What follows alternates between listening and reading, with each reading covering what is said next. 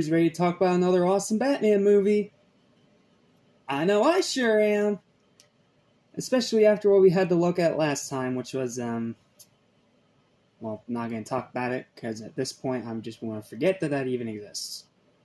Yes, it's time to talk about another great Batman movie.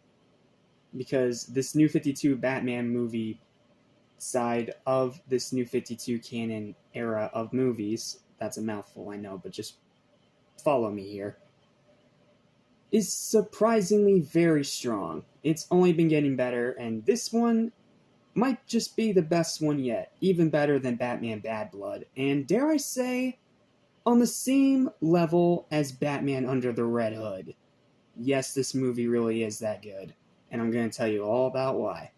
What's up? What's happening? What's going on? Welcome back to Animation Reserve for anything animation, including everything and everything Batman. I am your host, Jackson Small, as I also cover TV and movies. Welcome back to DC Live Volume 2. Welcome to my review of Batman Hush.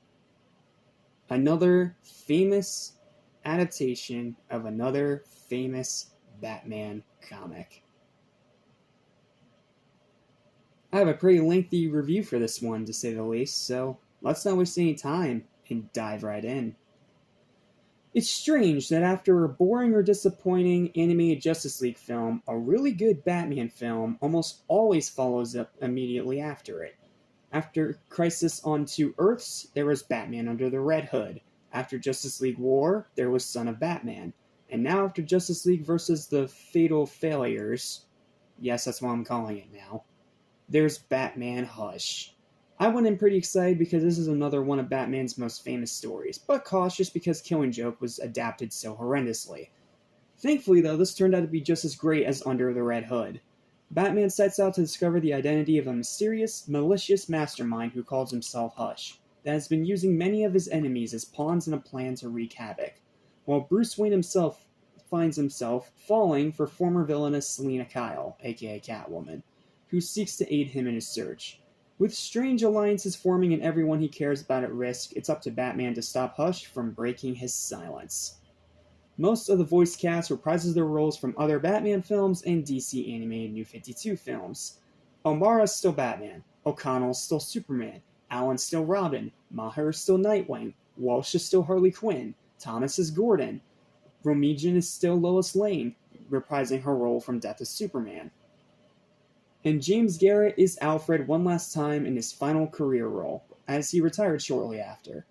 Then there's some new arrivals. Maurice Sterling from Homeland as Thomas Elliot, Jason Spisak, I hope I'm pronouncing your name right, from Young Justice as Joker, Peyton List from Bunked as Batgirl, a second Peyton List as The World Turns as Poison Ivy, Adam Gifford from Masters of the Universe Revelation as Bane, Jeffrey Arend from Madam Secretary as Riddler, Sashi Alessio from SWAT as Lady Shiva, and Jennifer Morrison from Once Upon a Time as Selina Kyle.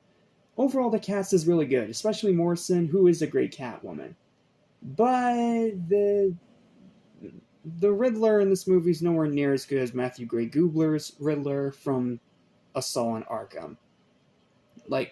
Goobler was such a great choice for Riddler in that movie that I'm just gonna have to compare everyone else to him from here on out.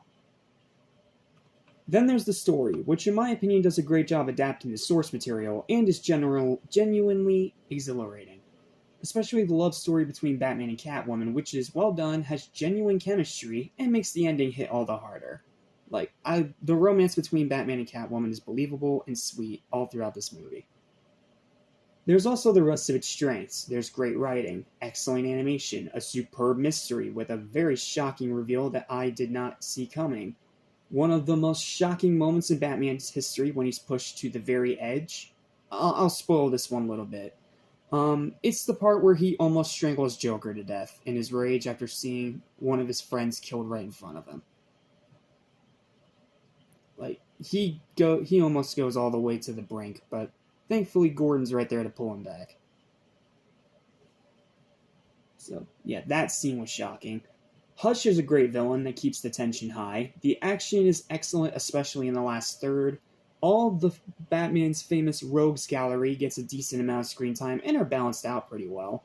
Like, this movie has a lot of appearances from Batman's rogue gallery. Like, you got Poison Ivy, you got Two-Face, you have Joker, you have Harley Quinn, and they're all balanced pretty well. Like, none of them feel like they're competing for screen time. They all feel like they have just enough before needing to leave for story purposes.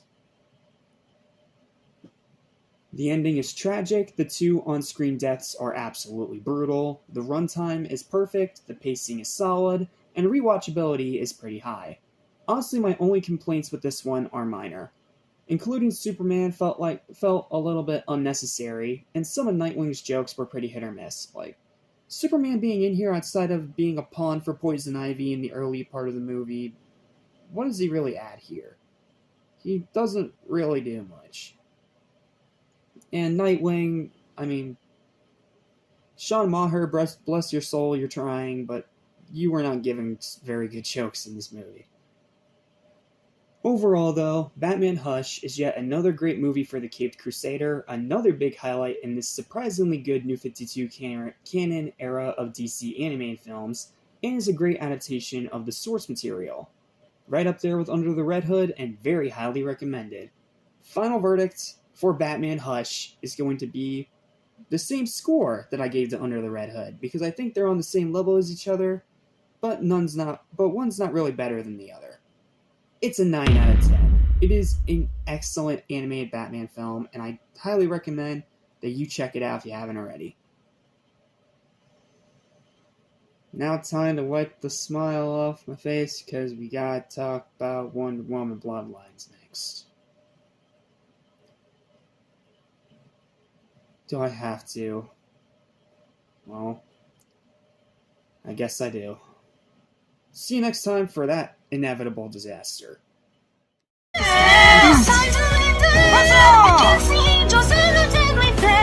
cannot take it anymore. The time has come.